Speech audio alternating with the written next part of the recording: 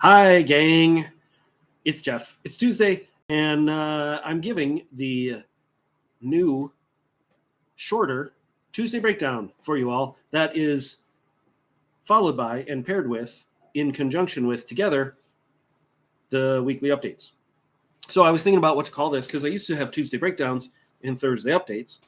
And so is it just Jeff's weekly video? Some of you are going to watch this on Friday when you click on it in the email that goes out. And some of you are going to watch it as soon as it pops up because you're used to the Tuesday breakdowns. And so I thought, what should I call this? And I kind of like Pastor Jeff's breakdown and updates. Breakdown and updates, right? But then it sounds like I'm having a breakdown, or that particular video is about a particular breakdown that I had. So I think instead I'm thinking of calling it Pastor Jeff's weekly breakdown and updates. Because then you think, well, he has one every week. How bad can they be? The breakdown, I mean. Anyway, so what happened this last Sunday? We get to talk about that, a little behind the curtains, a little what goes on in the pastor's cabeza, and then also what is coming up in the coming events schedule of this month, of next month, some maybe even bigger picture stuff that this is a good platform for me to remind you of, to tell you about, and to plant seeds in your minds for. So what happened Sunday? Sunday, we kicked off our new Elijah series. Our series in Elijah, I have notes for 8 sessions, 8 lessons. I've done this in the past. I'm actually extending this to 10. And some that I did in the past in this series, I'm not going to do this time because they're more Elisha related than Elijah related. And we're going to add a couple passages that I've never taught before. And that's going to be fun. So we're going to get 10 weeks in Elijah. And then it'll be Holy Week because Palm Sunday and Easter are both in March this year. So we're going to get there a little quicker than normal in the church calendar, but that's going to be fun as well. We kicked off a series on Elijah with the first time Elijah shows up in the Bible, which is 1 Kings chapter 17. And the confrontation with Ahab, the famine, the widow of Zarephath, and all that fun stuff. That's a lot to cover. In fact, I was talking to Pastor Ali, and we were discussing how much background history would go into a sermon like this, or would we typically do, to just kind of hit the ground running, which admittedly, that's how Elijah shows up in the Bible. He just hits the ground running, and he actually does run a lot this coming Sunday's passage, 1 Kings 18. But to just hit the ground running and assume everybody's going to know where they are in 1 Kings in the Bible, or assume where they are in the historical narrative of the kings of Israel, the Assyrians, the Babylonians, the northern kingdom, the southern kingdom. Where was David in all this? Who is David in all this? Wait a minute, is this before or after Moses? I think a lot of us here at Grace, I definitely feel like I get to preach to a home field audience. We're a pretty biblically educated and conversant congregation. And I know I can just drop a couple things here and there, and people will pick up on it because they've been in Bible studies for a while. They've been in church for a while. But the truth is, that's a bad habit for me, to assume everybody knows exactly where I am because I know where I am. That's just bad communicating. We need to lay the foundation. We need to lay the groundwork. And Ali, because he would say that the congregation in Grace Latino, a lot of them are new believers who couldn't even tell you, who maybe have not even ever heard of David and Goliath. Like when we were doing Daniel, if I say, hey, we're going to talk about Daniel in the Old Testament, I know in the congregations in the sanctuary, it's going to be like, oh, the lion's den guy. Sure. Maybe you wouldn't. Maybe there's people in the room who don't. And Ali would say there's people in Grace Latino who wouldn't. So sometimes it's not bad to just go back to the basics and let's set the table so that we know where we are. So I wanted to do that. And that's why I kicked off with the divided kingdom stuff after David, then Solomon, after Solomon, the Rehoboam, and then after Rehoboam, the split. Who is Samaria in this context? Is it the same as the Samaria in the New Testament?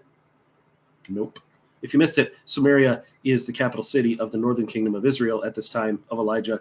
And so a lot of times in 1 Kings and 2 Kings and 1 Chronicles and 2 Chronicles, instead of saying Israel, meaning the northern kingdom, it says Samaria. And we're supposed to connect those dots. And if you haven't ever been told that, you're not going to connect those dots.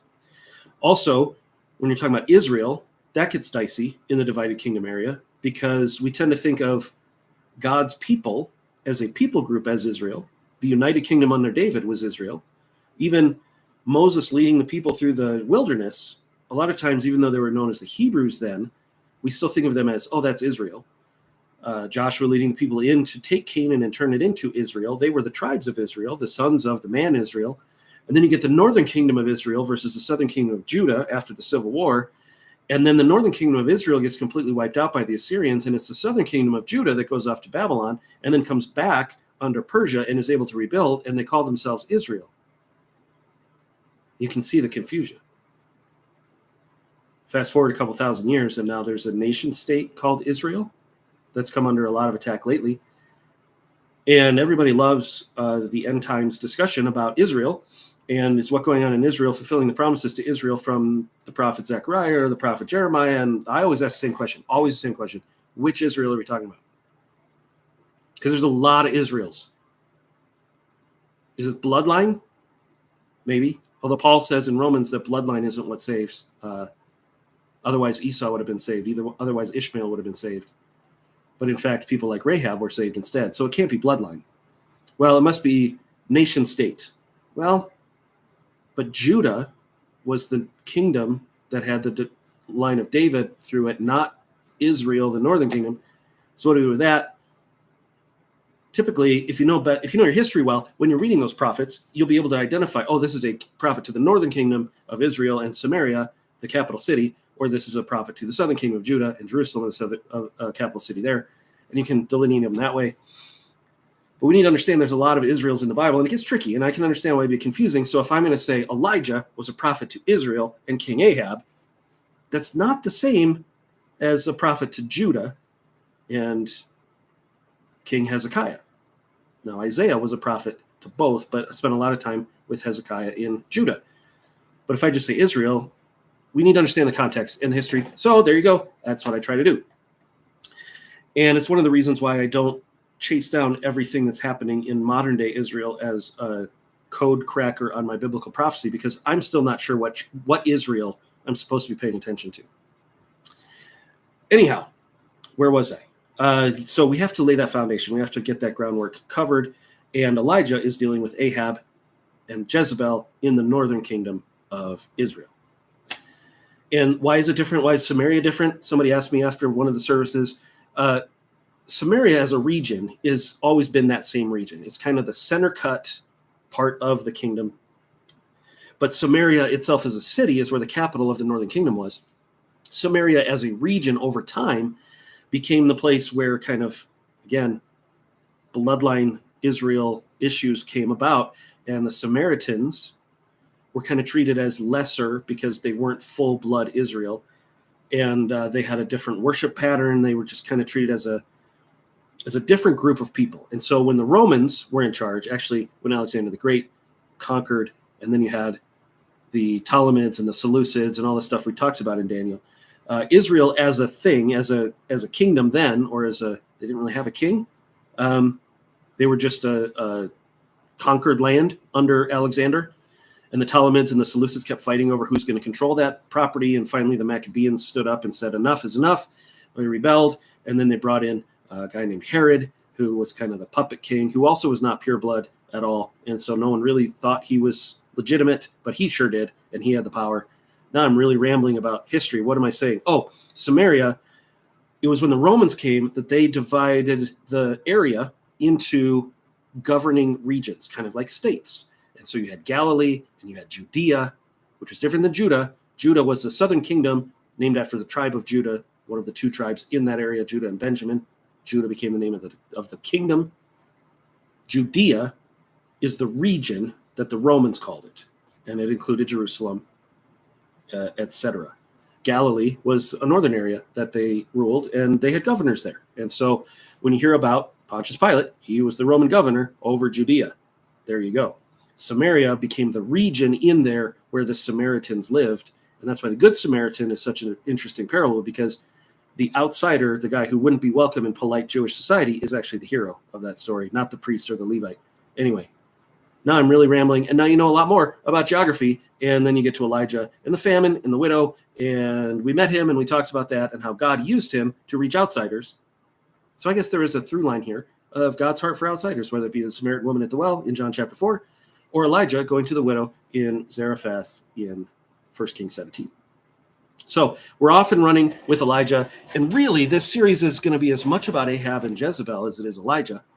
And we're going to cover some great stories in their journey and learn a lot about what God is doing when hard times happen.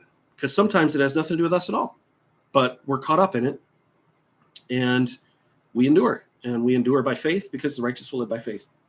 And I was able to make that connection to Habakkuk, where that conversation happened as well, of why are the good guys getting caught up in this punishment or in this judgment, or in Elijah's case, this famine? Elijah still has to suffer through it too.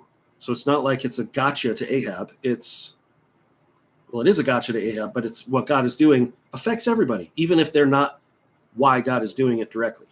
And sometimes that's the way our lives are too. So I was trying to bring that point out. One of the things that happened on Sunday, because of the cold, because of the weather, because of the lighter attendance, first service, and this doesn't always happen, but first service, I felt slow. I felt like I was kind of stumbling through the story.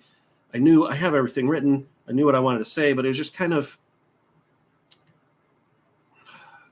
hard, like pulling the cart through molasses kind of feeling as a preacher. But people still said they appreciated it, and I think they were just being kind, and that's fine. Sometimes I've said this many, many times on this channel, but if you're new here, there are 3 sermons preached every Sunday. The one I wrote, the one I delivered, and the one people heard. And they're hardly ever the same thing. And this Sunday, the 9 o'clock service, the one I delivered, I didn't feel that great about. But some people heard a great one, so that's awesome. But what happened, what was interesting, is by 10:30, now I was ready for where the story beats were. I was ready to build and crescendo to the next story beat. And I never, ever, ever think of the first service, even when we did Saturday night services, I never thought of the earlier services as practice runs. You give your A game no matter who's in the room. I mean, that's been my whole life. I was a gigging musician for a long time, and you give your best show, even if the only other people in the room are the bartender and his girlfriend. Like, you show up and you do it. And so that's my intent. But I told Tim Carlson, who was working our soundboard and recording both services, I said, after it was over, I said, make sure you put the second one. Make sure you put the 10:30 on the website, because that one just felt, for me, like it flowed better. But again, the one people heard, they might have heard the opposite. I just don't know. And that's the beauty of what we do. You never know what the Holy Spirit's going to do, and neither do I. So we do our best, and we listen our best, and we see what he does to transform us. So this coming week is maybe the most famous Elijah story, the confrontation on Mount Carmel with the prophets of Baal. And again, I don't want to assume that everybody knows that story. So we're going to do some due diligence and pace that out and figure out exactly why that's in our passage, why that's in our Bible, what God wants us to glean from that. And so I'm looking forward to doing that. I'm also leading worship this Sunday. I'm taking a week every month while we are searching for a full-time music director. And I love to lead music, but just an update on the search. We have a couple people that have reached the interview stage, and we have a team that I built, I kind of invited, because it's not a pastoral position. Our policies and bylaws, this is a full-time hire that I get to make with the elders oversight, kind of like we did with Carla for our director of operations role. But because it's a on-stage role that everybody's going to see this person, I don't want to make the decision unilaterally. I want to have a little bit of a search team. And so we've built one with current musicians and leaders on the music team. And we've got a couple people who, really, we're down to 3 who were interviewing and auditioning, running us through kind of a mock rehearsal, those of us who are on the search team. And so we're getting closer, and that's great. So keep praying for wisdom and direction and exactly how that's going to pan out. But I'm excited. I'm excited that we should have an answer here in the next couple of weeks of where we're going to go with that. But until then, I get to lead worship once a month, and I'm looking forward to it this week. We're going to do that and talk about the conversation on Mount Carmel, ministry leaders meeting after the service, where I'm going to kind of challenge the ministry leaders to our annual vision a little deeper than we did a couple Sundays ago. So you won't want to miss that if you're a ministry leader. And what else is happening? Pizza with the pastors in 2 weeks. If you're new, if you know somebody new, if you just want to get to know us better after the second service on the 28th of January, we're having pizza with the pastors. Even if you just want to come have pizza, it's available for you. But you do have to pretend you care about getting to know one of the 5 pastors or all the 5 pastors. Or maybe you do care about getting to know us, because the theme of the year is we want to build our relationships to the next level of depth, as well as being steadfast. But if you go back to what I kicked off the Vision Sunday with, 1 Peter chapter 4, be self-controlled, sober-minded, for the sake of your prayers. Show generous love to one another, for love covers a multitude of sins. Continue to show hospitality without grumbling. Use your gifts to serve one another in the church. These are all relational, and that hospitality, that connection, that love, they require more than just passing comments to each other, but actually get to know each other. So if you come to Pizza with the Pastors, we'd love to get to know you better. We'd love for you to get to know us better. But also, our adult ed classes are a great chance to meet some people and get to know them better, as well as study God's Word. Our small groups are a great way to get to know people. You can sign up for the small groups online, or on Sundays. You can sign up or just show up to the adult ed classes on Sundays or Wednesday nights. And Kevin Hallstrom, friend of mine, former youth pastor here at the church, is running an intimacy/loneliness class on Tuesday nights. And that's still available. If you haven't come, you can start. You're not too late for the next week or two. That's 6:30 here at the church on Tuesdays. Adult Ed on Wednesdays and Sundays, small groups, whenever the small group meets. Please sign up and be a part of that. Hopefully the weather will warm up and we'll see more of you this Sunday. Thank you for those of you who watched online if you couldn't make it, because I know many of you did. And I think that's what I got. Happy January 16th, or whenever you choose to watch this. Thank you for watching, and I will see you next time. Bye.